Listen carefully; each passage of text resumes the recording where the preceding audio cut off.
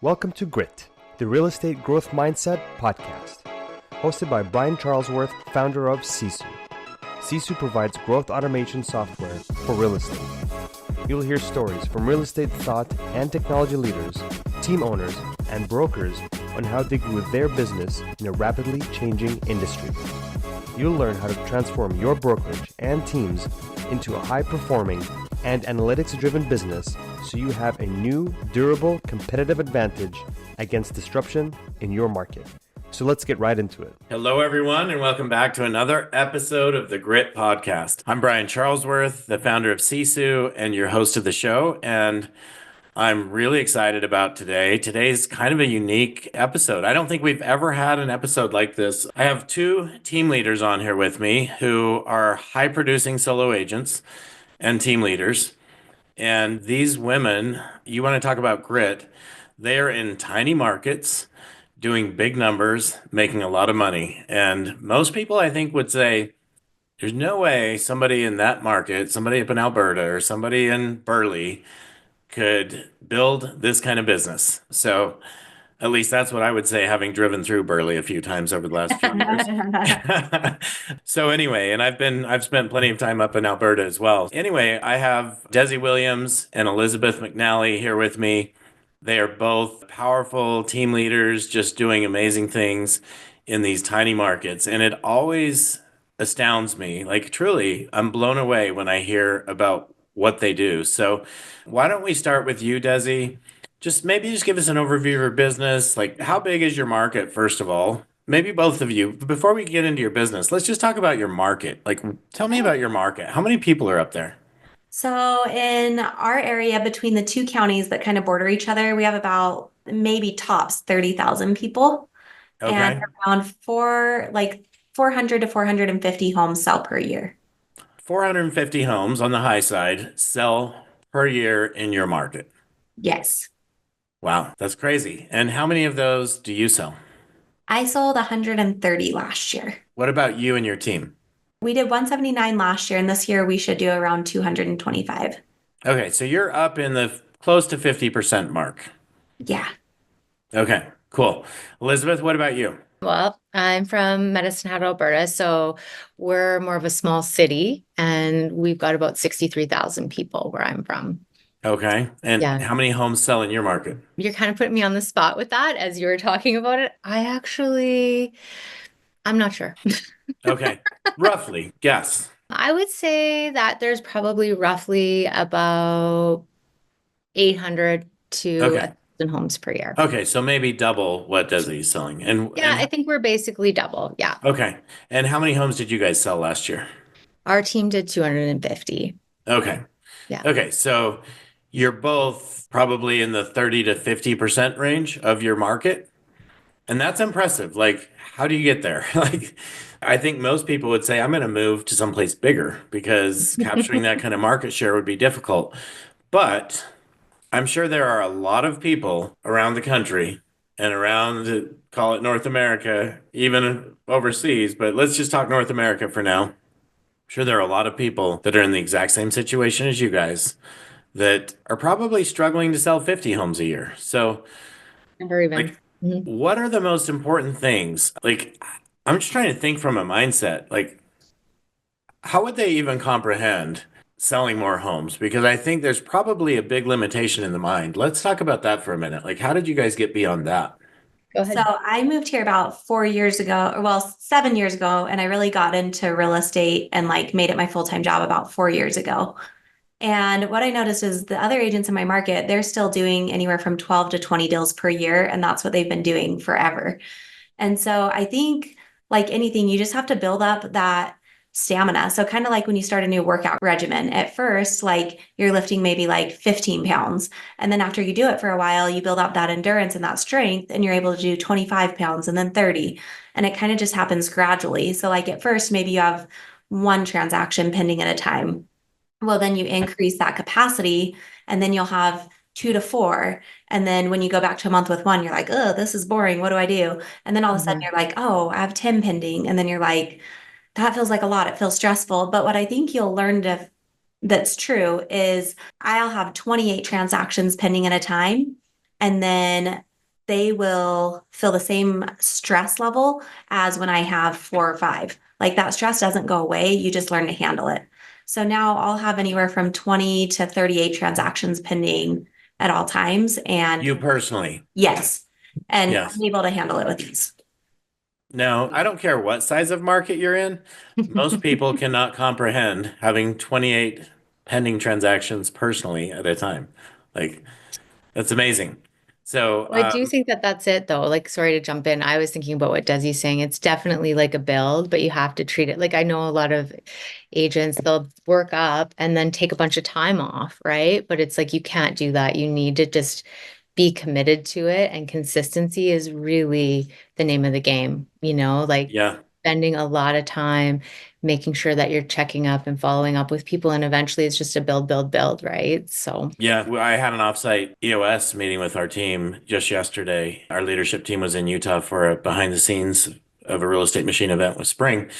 And we talked about it. And two of the key differentiators, we feel like what we do is we help team owners and agents be more profitable and more disciplined. And discipline is what I think of when you guys say what you say. I think I watch so many agents come in to Spring's team and other teams, and they're like, maybe they've never made 100 grand in their lives, right? And so they come in and they put 4 or 5 homes under contract in their first 30, 60 days. All of a sudden they make 30 grand and they're like, whoa, like they're almost uncomfortable. Oh, well, I've never made this much money in a year before, maybe. So I'm just going to take my foot off the gas. And what they don't realize is it's really hard to get that momentum back. But if they would just keep their foot down, the momentum, they would just be able to roll and roll like you ladies do and invest and provide amazing lives and all these things. But instead, they'd like to pull back and go back into that world of frustration that they're so comfortable in. How do you guys feel about that? I agree. So I think one of me and Elizabeth's superpowers is consistency and discipline. Yeah. And so, like, we have an agent, he closed 40 transactions last year, his first year in real estate. And he had 10 closings in December. Well, guess what his January looks like? Zero.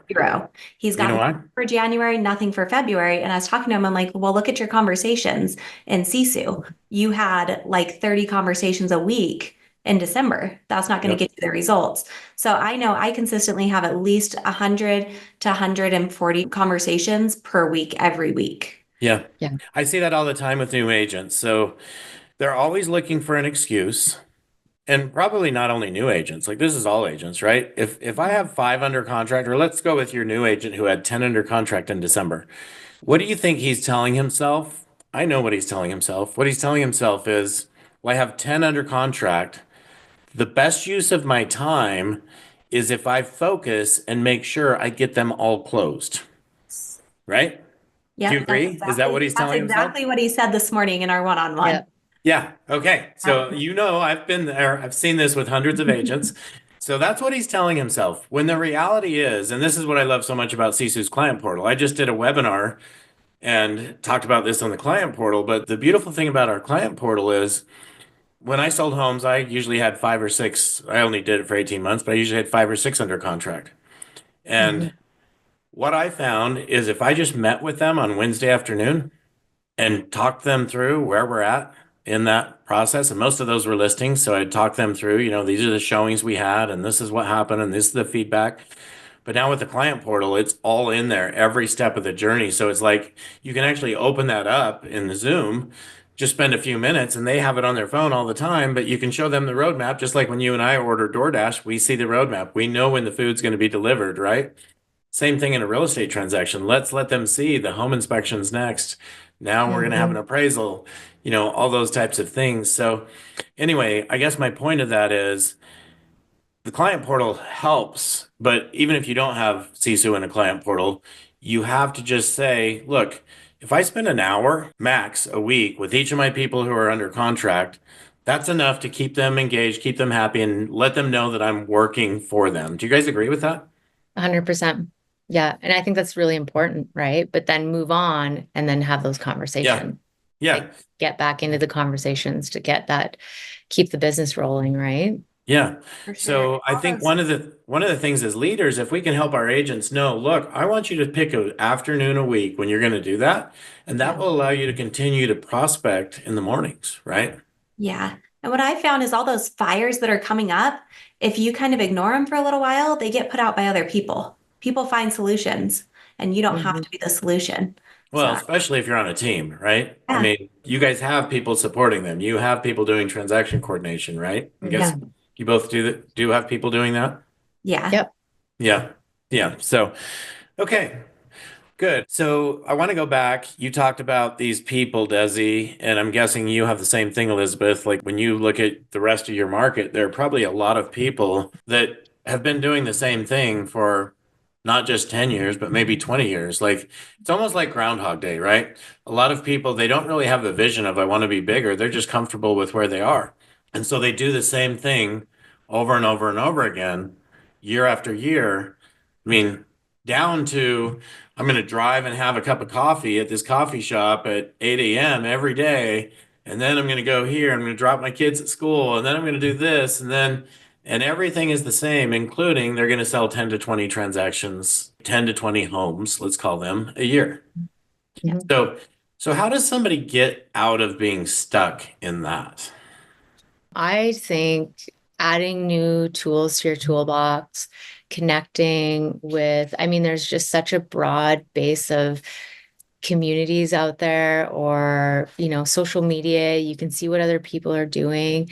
And I really think like adding new things and learning new things, plus getting your systems dialed in to be like reaching out to people and having those conversations, it'll just start building, right? Like you don't know what's going to happen if you just like don't go to that coffee shop that morning, go to another one, like meet Yeah, somebody else try there, something see what different, happens, right? just like change it up a little bit because, if you're constantly just like being repetitive, it's never going to change, right? So you just have to tell yourself, I'm going to do these things, I'm going to try something new, and maybe it's a little bit scary, but then all of a sudden one day you're going to say like, oh, I'm so glad I did that. Like I was thinking about how I joined Inner Circle totally out of the blue. I think I'm the only Canadian in it, or I was at the time, right?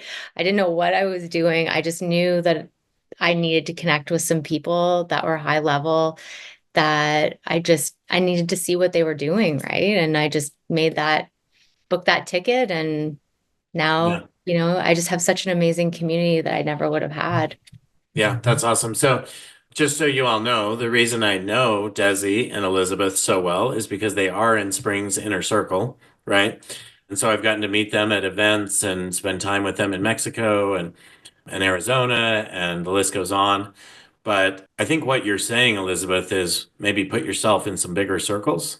Yeah, Yeah. 100%. Like put yourself into a bigger circle, or even just like, I know everybody's scrolling all the time, looking at what other people are doing. Like try something that other people are doing, like just kind of mix it up and keep yourself fresh and see what works for you in your market, right? Yeah. Desi, People what do you want to add to that? So I think another aspect is when you get so comfortable, so you've been making the same amount every year, year after year after year, right? You get comfortable and then you're almost like there's this glass ceiling that you can't see that you just need to break through. And so a book that really helped me was called The Psychology of Money because it helps you understand. I was almost embarrassed at my success because one, I didn't want people around me to feel bad about themselves because I was so successful. And then two, Hmm. I love my dad so much, but I was scared what he would think of me because growing up, it was always, oh, those rich people in the Redlands. And Yeah. now I'm the rich person in the Redlands. So is he going to think the same of me as Yeah. he thought of them, right? And so Yeah. I think breaking down those mental barriers is really, really important. Yeah. You guys, those are Absolutely. both such great answers. So to summarize, we have put yourself in bigger circles because you don't think it big enough. I listened to something this morning. Actually, it was a billionaire who was talking, and he said the single most important things you can do. He said, if you surround yourself with seven billionaires, you'll be a billionaire. If you surround yourself with seven drug addicts, you'll be a drug addict.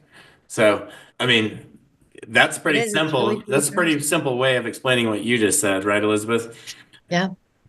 And then Desi, to your point, we all have something in our heads. I have a neighbor here, friend of mine, lives in our neighborhood, and he has I don't know, his car is probably worth 500 grand, something like that. Super, super nice car. Very rare, unique car. He actually hides it in his garage, doesn't want any of the neighbors to see it. He sneaks out the back way of the neighborhood with it because he doesn't want anyone to know he has this car. So if that's the way he thinks, what do you think that does? I mean, to your point, if your dad always said something about, hey, this rich people here, whatever was being said, put something in your mind that made you feel it wasn't okay to be that, right? And many of you guys probably have this problem. I mean, I think we all do. We've all been taught things from our childhood, things that we can't discover until we really go in and look. So I'll share this right now. I went to William Lamb's upgrade program, did the full gamut. He has 3 levels of training. I did all 3 in 1 week. And this was about 3 months ago. And since that point in time, everything in my life seems completely aligned because he basically did a reprogramming of my brain, kind of like we reprogram our software, right? Like we all upgrade. He calls his company's called Upgrade, but we all upgrade our software every time Windows comes out with an update or every time Microsoft iOS comes out with an update. I update my Mac, right? Why? Because it has to do that, or things start to happen, things don't start to work right, the battery dies quickly, whatever it is. Same thing with our mind. We have to upgrade our mind in order to not have that kind of programming from when we were a child still in there, right? Or that kind of programming. I mean, may have that kind of programming that comes from a spouse or our best friends, or so many times the people who do it most are family members, like siblings, who see your success and they're like, oh, you can't do that. Oh, why do you work so much? Oh, do you really need that much? You know, all the things that get said, right? So, Desi, I totally, totally feel where you're coming from there. And, you know, we all have our own journey and it's whatever you want. We can't think about what other people around us want, right? Right. So, anyway, it's a great discussion. Anything else you guys want to add to that? No. No. Okay. So here we are. You guys thankfully have decided, hey, we're gonna be these, you know, amazing business women. We're going to go into these little markets and we're going to have massive businesses. And so you got beyond that with the mindset, but then, I mean, how do you actually execute on it? Like, what are you guys doing different on a daily basis that others in your market are not? I answer my phone when people call me. Oh, what a concept. So Yeah, weird. you pick up your phone. You do answer your phone because 3 minutes before we were supposed to record this podcast, I let you know. I called it to say, hey, you know what? I just found out I'm supposed to be on a webinar in 3 minutes. And you answered and we were able to make the shift. So, yes, you do answer your phone. What else? So I think there's more to it than that. Like one thing Elizabeth and I have talked a lot about is just implementing things that people aren't doing in other markets. So for example, when we moved here, nobody was taking professional photos. I got my first listing and I was looking for a professional photographer to come photograph it because that's all I'd known. I was a baby agent in Southern California. And so I'm like, there's nobody here that does that. What am I supposed to do? So I went and bought a camera at Best Buy. Like we went and got all this stuff. And then I made my husband learn how to take the photos. So he got to take my photos for a while. And then we developed a system where I could take them myself with the camera. He had it set up. I just press one button and it does the bracketed images. And then we send it off virtually to be edited overseas. And so I think that was like one step. The next thing, nobody was doing staging. And I know, Elizabeth, that was the same in your market. So you implemented that as well. So, Yeah, one thing I want to hit on with you, Desi, you moved from California to a small town in Idaho and didn't know anybody. So when you don't know anybody, how do you go from like usually most people rely on their people they know to build a real estate business, right? I mean, we all know that SOI is how we build a business. So you go into this little town in Idaho, you have no SOI. What did you do to build an SOI? If you've been enjoying Grit, please help us continue to grow the channel by leaving a 5-star review and sharing it with a friend. Now back to Grit. The first thing I did was went to the public library with my children, and I was crying because I was lonely. And I met this mom there, and she immediately invited me to her house for burritos. So we had burritos, and then through that connection, she introduced me to several other moms. And then my husband's boss was developing this neighborhood. And so my actual first listing was I got my courage up, and he'd been using the same agent for 100 years. And I said, "Hey, could I have a meeting with you? I think I could really benefit you. And here's what I'm going to do to sell this massive community of 14 homes that you're building." And so we had that meeting, and he said, "Fine, I'll let you list it for 0.5% commission on the listing side." And I'm glad I did it. And I'm glad I did because it was through that and through the marketing and like leveraging that first listing, I sold all 14 of those houses, and I ended 12 of the 14. And Yeah. so that's kind of started building it. So that's one way. And also, when you're brand new, like I know so many people, and this is part of grit, right? You're going to do whatever. I know so many people that have even come to me and said, "Hey, I just want to be in your world. I'll work for free for 90 days. Like I just want to follow you around, right?" Yeah. And there are a lot of people that do that, and that's kind of what you did in that scenario, right?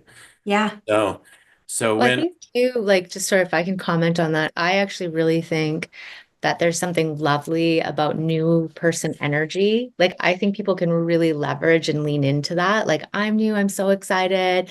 I think people want to give people an opportunity uh to show what they're made of, right? And I love new agents for that exact reason. Like I know if they put their all into it, they're going to have a fantastic first year, Yeah, right? especially when you see the hustle and you see the grit and you see like if they're that kind of person, they're going to be successful, right? Absolutely. And But if people they're want to going to, support that. They yeah, they want to be a part of that, right? I think yeah. that's wonderful. And people want to see them be successful, right? To Mhm. your point, I think, Elizabeth, like if somebody's like that, I want them to be successful. I want to do whatever I can to help them be successful, right? Yeah. But if they're just, if they want everything just handed to them, like, and there are a lot of agents that just want leads handed to them, and so much so that they don't even follow up on the leads they get. That's Yes. right. That's the total opposite, right? Yeah. Yes. Do you want to see that person be successful? Like if you have a person on your team that's like that, do you really care if they're successful, or is it okay if maybe they just leave and go a different way? It's fine Well, with that's me. just right, right? You want them to have exactly what you said, like the name of your show, grit. It's like if you got grit and you're tenacious and excited and willing to try things and willing to make mistakes, you're going to do really well. Yeah, cool. What are some other things, maybe Elizabeth, that you're doing that really differentiate you from others in your market? Well, like as Desi was saying, it was like trying different things that elevate the marketplace. I mean, I know in bigger centers, things are common, but we were the same. We brought in professional photography. I was one of the first ones to implement that. And then using social media, like I've been doing my Facebook and social media for years beyond when people are just like starting to get onto it. So it's like trying new things, just adding and offering more value add. So the staging was a big part for me. So we did a lot of staging. People couldn't figure out like, why did my listings look so good? Why were they selling so quickly? Why were they selling so close to list price? Like it was just like because I was doing all of these things on the back end to make sure that my listings were selling, because that was actually my job. Like it just wasn't about getting my face out there. It was if my listing sold, that was my very best advertising. Yeah, And then it was just about getting the home sold. exactly. So I was very focused on that. And then again, just, answering my phone, making sure we're constantly connecting with our client base, touch points all the time. I just feel like you don't want to sell them a house and then forget about them, right? You want to go back, appreciation events. We're sending out mailers to them, thank yous, that kind of thing. And that's been really good. Like word of mouth has been amazing for us. Did you guys actually start a staging company, or did you hire a stager, or how did you do that? It just kind of grew. It grew from just like staging, from buying a few things at actually HomeSense didn't exist at that time. So, maybe it would have been just like Walmart or whatever. And we'd put a few things in and we'd reorganize the house, like zhuzh it as we call it.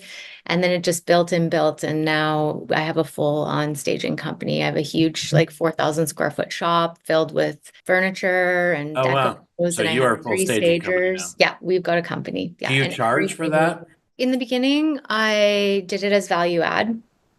And now we just have it built into the commission as a value add. Okay. So What do you call that? What was in the quotes? value add? Is that No, what? what do you call it? You said you call the staging something. What was that? Oh, zhuzhing. I would zhuzh your house. Like, poof it up, like make it pretty, move things around and stuff like that. Okay, I've never heard Another that term. Canadian word Is that I've a never Canadian Oh, heard. you've term? never Or heard that? Desi, do Yeah. you know that term? No. Oh, yeah. That's my Canadian, I guess. But a Okay. Canadianism. Yeah. So yeah, we would do that. And I mean, now it's just a huge part of what we do. We basically stage every house we touch. And so everything like goes out. It's just beautiful. And everybody in the city knows that that's, if they're going to be looking at those pictures, that's our listing. So Yeah, that's And cool. we're similar. So when I started, like I haven't grown it that big, but I would just use furniture from my house. yeah, And so my I did kids that wouldn't too. My have a house would be bed. empty. Yeah, it's like, oh, where can we sit to watch TV? You don't need to watch TV. Go outside and play. We have no couches or dining tables. Yeah. So, Yeah. and now I have a friend who's a shopping addict. And so now she does all of our staging because she spends too much money on furniture all the time. And so her husband said to put her to I think work. what the moral, like sort of the big sort of, I guess the moral of the story or whatever you want to call it is that people want to see that you're working. Like they want to know that you're working for them, right? And Mhm. that was for us, our biggest sell was we are going to go to work. Like when my dad was a real estate agent in the 90s, and that was one of the piece of advice that he gave me. He said, ask them for the job, tell them you want to work for them and show them you're working. Just don't put up a sign, and that I took that to heart, and that's kind of where we built out from there. Yeah, great. Yeah. What else? I'm just thinking, like, you guys truly dominate your markets. So, what are some of the other secret sauces that have gotten you to where you are? I've got one. System? Oh, I was going to thinking say, Desi systems. yeah, I was going to say implementing a CRM. Yeah. So the year I implemented a CRM, I went from like 40 transactions to 89 that year. And it was nobody else in our market has a CRM. I've met with several agents who have looked at switching over to our team. They're like, a CR what? I'm like, a Wow. CRM. And so like all their past clients are now becoming my clients because I'm following up. So, if you're in a small market, your competitors are probably not using a CRM, which means No, they're doing no follow-up. That's a correct. big differentiator. Yeah. Yeah, That's going to be the game changer for people. yes. And I Yeah. know it sucks to get into it and I know it's hard and it's overwhelming, but that would be my one piece of advice to any agent. If you are not utilizing a CRM, like just do it. No, wait a minute, Desi. You said it sucks to get into it. Why would you say that? What sucks about being able to follow up with your customers? Well, so my husband like kept trying to force it on me, right? He's like, you have to use a CRM, you have to use a CRM. And then one day I came home and I was like, so there's this thing and you can like put in their names and then it tells you when to follow up with them. And he's like, yeah, it's a CRM. I was like, oh, why don't I use one? So he already had the one for me to use. And so I'm just going to say it's like, because I had this limiting belief where it's like, it has to be my personal cell phone. It has to be on my phone or it won't work. But we've switched all of our signs to the CRM number. And now nobody has well, some people still do, but all new people have my CRM number. And it's so great because it tracks everything. And so you can go back and look at the notes and everything. And you just know, oh yeah, Debbie's mom had a heart surgery 3 months ago. I should check in and see how Debbie's mom's doing. Whereas I wouldn't have remembered who Debbie was even Yeah. a few months later. So, but it's just overwhelming to think about, oh, well, now I have to download this app and then I have to go in it and then I have to use it. When it's I know actually for us, because before we got into our CRM, we had already really built out a very big business because I've been doing real estate for 20 years now in Medicine Hat. So getting all that client base converted into the CRM, that would be the piece that I would say would kind of suck and has sucked. But I know, what Desi said, like your business just explodes after that because it goes back to exactly what we've been talking about doing is connecting with our clients, making sure that they know what we're thinking about and that we're thinking about them. What are the next steps? And that's the part that, like, with what I've heard from Sisu, I think is really cool is that client portal. Like, it's just people like to know what's going on. You don't want to just leave them hanging, Yeah. So, And that's the thing. There are the agents that are great, they all use a CRM and they all put good notes in it so that when they do follow up, they know exactly what to say and they know, But then there are those that like complain like it's a hard thing to actually put notes into a place so you can go back and look at them. And those are the agents that will never make it, right? I mean, we all know that, but why Or is they'll just do people okay. struggle so much with that? What's I that, think, Elizabeth? I said they'll just do okay, Yeah, They'll just yeah, be okay. yeah. and I would say the biggest struggle is so like you leave an appointment, right? And you're like, oh, I've got to hustle to the next one and I don't have time to do it right now. And then you get to the Mhm. next one and then it's like, oh, they want to write an offer. I got to write the offer really quick. And then you're like, oh my gosh, it's 6 o'clock. Like I need to go home and cook dinner and run my kids to sports. So what I found really helpful is just as soon as I leave the appointment, before I start my car, I take 2 minutes to voice memo a note into my CRM. And that's Yeah. it. And then I'm done. Yeah. And so it doesn't have to take a lot of time. We had a lady here at Behind the Scenes this week, Behind the Scenes of a Real Estate Machine, an event we do every quarter. And she actually said when she leaves a listing and gets that listing, she fills out the intake form in Sisu from her car, from her phone right there, so that it can go and start being worked on by the Yeah. TC, right? And so she said it's been That's life-changing for awesome. them. So And using that system does help you leverage because with just Sisu, one transaction manager, and myself, like that, I did 125 deals with just those three yeah. pieces. Yeah. Okay. I want to go back. I think you guys, like, whatever you're doing, the thing I notice about you guys is the biggest thing I notice is mindset, to be honest. You're going to do whatever it is for your customers to do the best job possible. You're going to do whatever it is to talk to customers. You have no fear. Fear is usually what kills everybody's success is the self-talk in our minds, right? Neither of you have any of that self-talk from what I can see. Have you had a problem? Have you had self-talk in the past? And if so, how did you get beyond that? Yeah, I can go ahead with that. It's absolutely. I really struggled with like imposter syndrome. I got to the point where I was really burnt out. And just even like starting to not want to pick up the phone. Like you kind of get, like it builds off of itself, right? And for me, I had to just reach out. I had to make a community outside of what I had known at the time. And that's where, I was connected with people like Spring and Desi and Mm. the inner circle group like that just like brought me out of my shell and reading books and audiobooks and podcasts and stuff like that to help you get out of that headspace because once it starts it gets Mm. pretty heavy, right? And it So does you got, happen, you get burnt out. if you were kind of in that space before you came into Inner Circle, that was just a few years ago that you were in that space. Is that right? Yeah. Oh yeah, Okay. 100%. Well, because we were so busy. Like I was just snowed under. I'm a mom. There's a lot of things that go along with that as well, right? And I really care genuinely about my clients and how things are going. So everything just was building, building, building. And so yeah, there's a lot of negative self-talk, like why am I doing this? Like I didn't want to do it the next day. Like I got to the point where I was so burnt out. And that was, yeah, just a couple years ago. I was doing some Googling and I was finding some different things to do. And I went to two different conferences, and spring break actually popped up as one of the conferences to go to. Didn't know anybody. I got on a plane, went down. I basically fell in love with everybody that spoke. There was Mike, there was Spring, there was Sharon. I was just like, wow, this is so amazing. I didn't even know that this existed, right? Yeah. Because where I'm from, that wasn't even an option. People didn't even have teams. Like I didn't even know what a team was really at the Wow. time. Like I had a team, but I didn't realize it. And then, yeah, just like by having people to talk to and hearing how they solved problems or worked through things or ideas, it made a huge difference to me. Awesome. So are you coming to spring break in March? Yes, I am. I'm so excited. I'm actually Cool. gonna bring my Cool. team. Cool. Cool. We'll be excited to see you there. Yeah, As of now, this year we decided Sisu is actually partnering with Spring to put on that event. So it's a dual event for both of us. So Desi, what amazing. about you? What self-talk did you have and how did you get through it? So I would say at first I didn't want to try because I knew this market was lacking professionalism. And I was like, well, I'll just mostly be a mom and I'll just do like 20 to 30 deals a year because that's fine. And then I wasn't never with Keller Williams, but I went to a Keller Williams Bold event.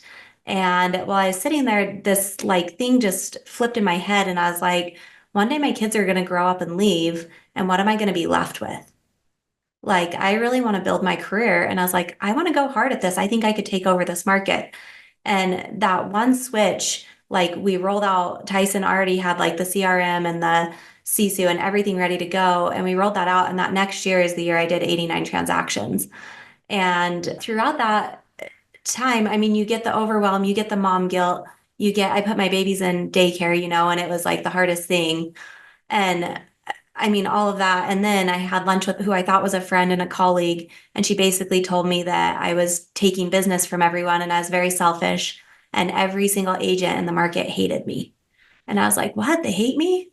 Are you like, that's so crazy. So she's like, yeah, you should do less and then they'll like you again. So like, just do like 40 to 50. And I like went and sat in my car and I cried. I didn't let her see my cry, but I cried.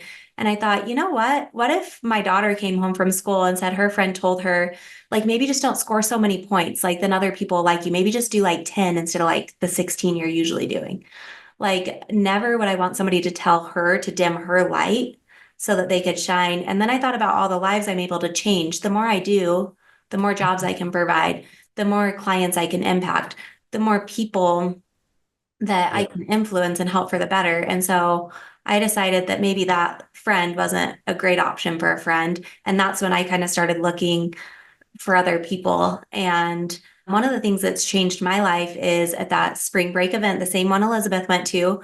I don't think we met at that one. We met after. No, we didn't. No. But Tyson made me go to breath work with Louie, and that changed my whole life.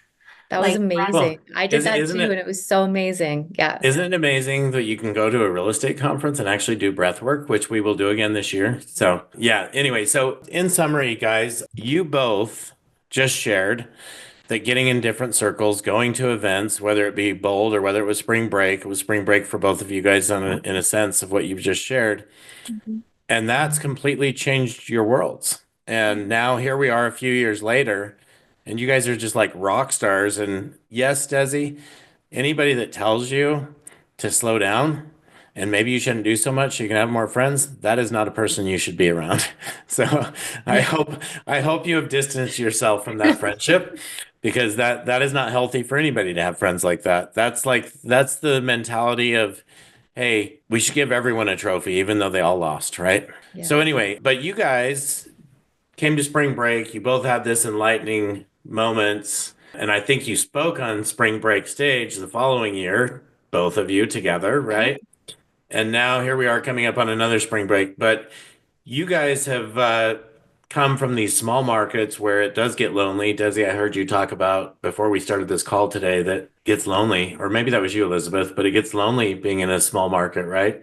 Mm-hmm. It gets lonely not being able to have people to talk to, because if you go to your competitor down the street and tell them all your things and strategize with them, that could be frustrating. So you guys have decided to start a mastermind for people who are in these small markets. Do you want to tell me a little bit more about that?